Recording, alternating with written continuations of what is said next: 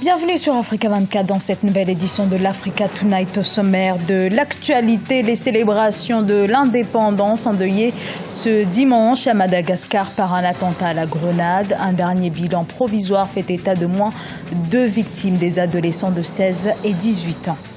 L'Assemblée au Sénégal, l'Assemblée nationale entérine l'accord de défense signé en mai avec l'administration américaine. Cet accord entre dans le cadre de la lutte contre le terrorisme en Afrique de l'Ouest. Puis retour dans cette édition sur les championnats d'Afrique d'athlétisme qui ont pris fin ce dimanche. Avec 33 médailles, l'Afrique du Sud a dominé très largement ses 20e championnats.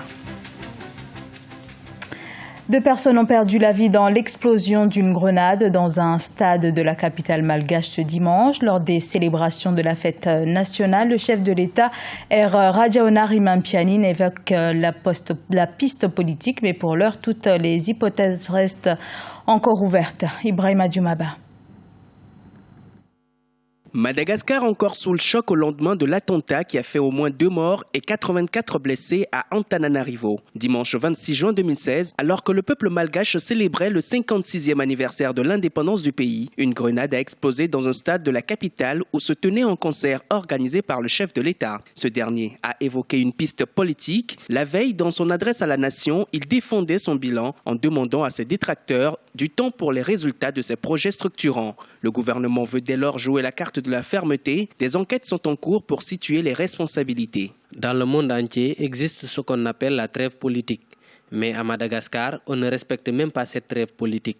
Le gouvernement prendra des mesures drastiques pour que ce genre de choses ne se reproduise plus.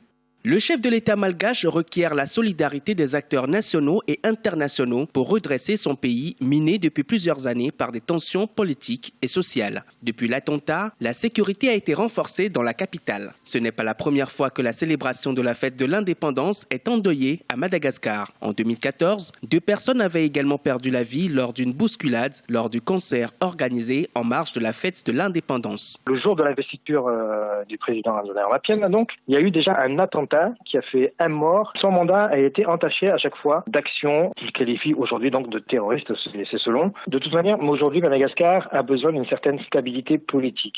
Les troubles de déstabilisation, comme on les appelle, ne feront qu'empirer les choses, parce que s'il arrive que le gouvernement tombe, on va encore retomber dans un autre cycle, et il va falloir à nouveau 5 à 10 ans minimum pour tout redémarrer et pour relancer le pays. Et ça, aujourd'hui, la population ne peut plus se permettre de vivre ça. Selon les autorités malgaches, un important dispositif a été mis en place depuis dimanche afin de retrouver les auteurs de l'attentat qui auraient pu faire davantage de victimes. Un défi de plus, celui de la sécurité que doit désormais relever le gouvernement, déjà confronté aux problèmes socio-économiques. Plus de la moitié de la population malgache vit encore avec moins de $2 par jour.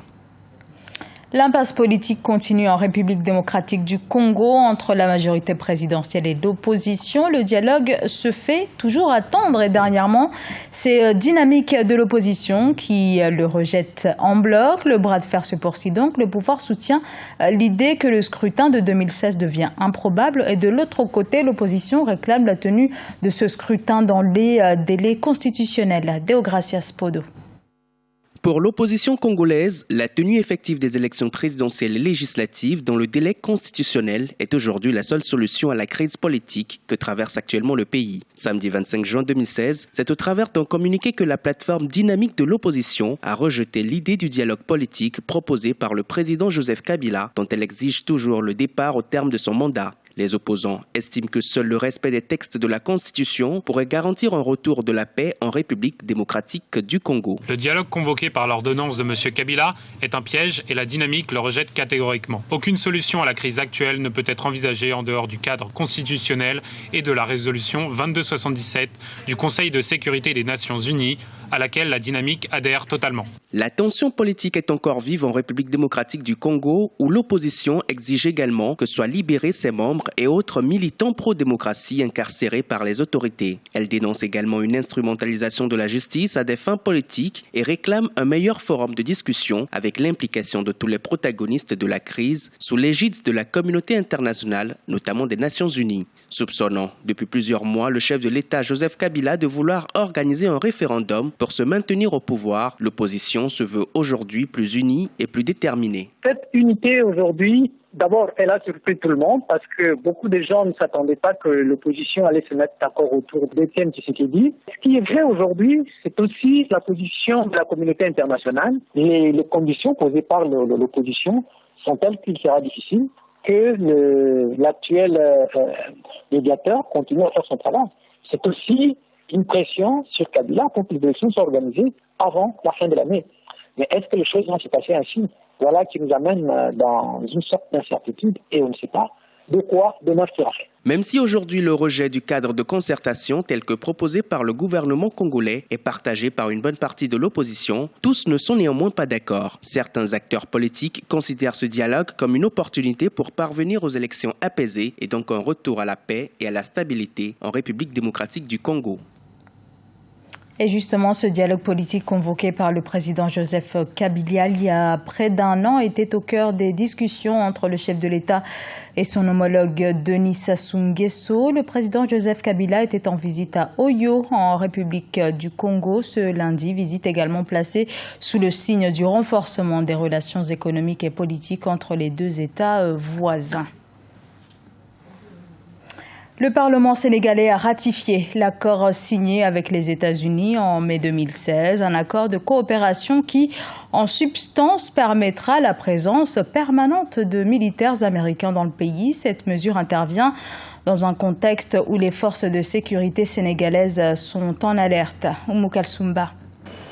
Au Sénégal, l'Assemblée nationale a voté le projet de loi qui officialise l'accord de défense signé au mois de mai 2016 entre les États-Unis d'Amérique et le gouvernement du président Macky Sall. Dans un contexte sécuritaire marqué par le terrorisme dans la sous-région ouest-africaine, cette étape ouvre la voie au chef de l'État sénégalais pour la promulgation du dit accord. Cette fois-ci, je pense que le Sénégal a bien raison de signer un tel accord. Pourquoi ?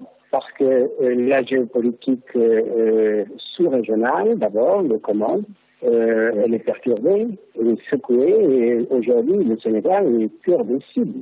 Je pense donc que bénéficier de ces installations américaines et de l'expertise américaine en matière de renseignement, là où nous sommes le plus faibles, et en matière de prévention, en matière peut-être d'équipement, je pense que le Sénégal y gagne. L'accord en question est considéré comme un partenariat stratégique par le ministre des Affaires étrangères, Mankeur Ndiaye, qui a défendu le texte devant les députés. L'État du Sénégal et les États-Unis unissent ainsi leurs forces dans le cadre de la lutte contre le terrorisme. Les observateurs estiment qu'il y a des avantages pour les deux parties dans ce partenariat. Chacun y trouve son compte. Nous avons une faiblesse en matière d'information. Nous avons une faiblesse en matière peut-être d'organisation stratégique et la coopération internationale peut nous aider à régler ces questions.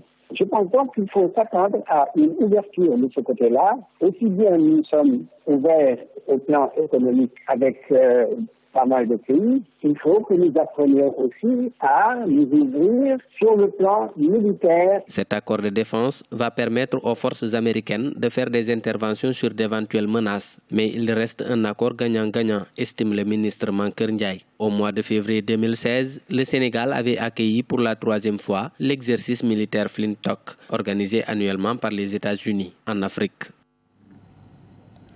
Également dans l'actualité, les championnats d'Afrique d'athlétisme qui se sont achevés dimanche à Durban en Afrique du Sud. La Sud-Africaine Caster Semenya s'est imposée notamment sur le 4x400 mètres. L'Afrique du Sud a en effet largement dominé ces championnats avec 33 médailles obtenues, dont 16 en or devant le Kenya ou encore le Nigeria. On fait le point avec Ibrahima Djoumaba. Les rideaux sont tombés sur les championnats d'Afrique d'athlétisme de Durban ce dimanche 26 juin 2016. Plusieurs records africains ont été battus dans différentes disciplines. L'Afrique du Sud, pays hôte, a remporté ces championnats avec 33 médailles, dont 16 en or. Caster Semenya a été la reine des championnats en remportant l'or aux 800 mètres, aux 1500 mètres et au relais 4x400 mètres. L'Afrique du Sud, le Nigeria ont particulièrement, disons, une tradition de pays d'athlètes. Il y a énormément d'athlètes qui, par le passé, ont impressionné. Et il y a tout un travail, en tout cas, qui est en train de se faire dans ces pays et qui permettent aujourd'hui encore de dominer l'Afrique. Ce sont des pays qui ont investi énormément dans l'athlétisme qui, aujourd'hui, sont en train de récolter un petit peu les fruits de ce travail qui a été donc fait. Près de 30 athlètes ont réalisé les minima olympiques à Durban. Certains athlètes ont décroché leur qualification aux Jeux olympiques à l'extérieur du continent. La Confédération africaine d'athlétisme veut modifier la législation pour donner plus de chances aux athlètes qui sont en compétition sur le continent. C'est quand même une bataille de souveraineté, parce que là aussi en Afrique, malgré disons, le déficit de moyens, on passe même à organiser des meetings d'athlétisme, des championnats. Je pense que c'est déjà légitime pour ces Africains en tout cas de compétir dans le continent et de se qualifier à partir de le continent. C'est une bataille de fond, une bataille que devraient prendre un petit peu disons, les dirigeants de l'athlétisme africain et aller dans les instances, se battre, essayer de légitimer aussi disons, ces meetings d'athlétisme et essayer de se qualifier à partir du continent africain. Moi, je pense que c'est bien possible, mais là, il va falloir certainement taper sur la table, se faire entendre. La Sénégalaise Amisen a été sacrée au marteau avec un jet à 68 mètres 35 devant la Burkinabé Laetitia Bambara et la Tunisienne Sarah Ben Saad. Pas moins de 12 records ont été établis cette année avec notamment l'Ivoirienne Muriel Aouré qui a réalisé un chrono de 10 secondes 78 centièmes sur 100 mètres. Les prochains championnats d'Afrique d'athlétisme auront lieu au Nigeria en 2018. C'était le journal de la rédaction. Merci de l'avoir suivi. Dans un instant, une nouvelle édition de l'information sur Africa 24.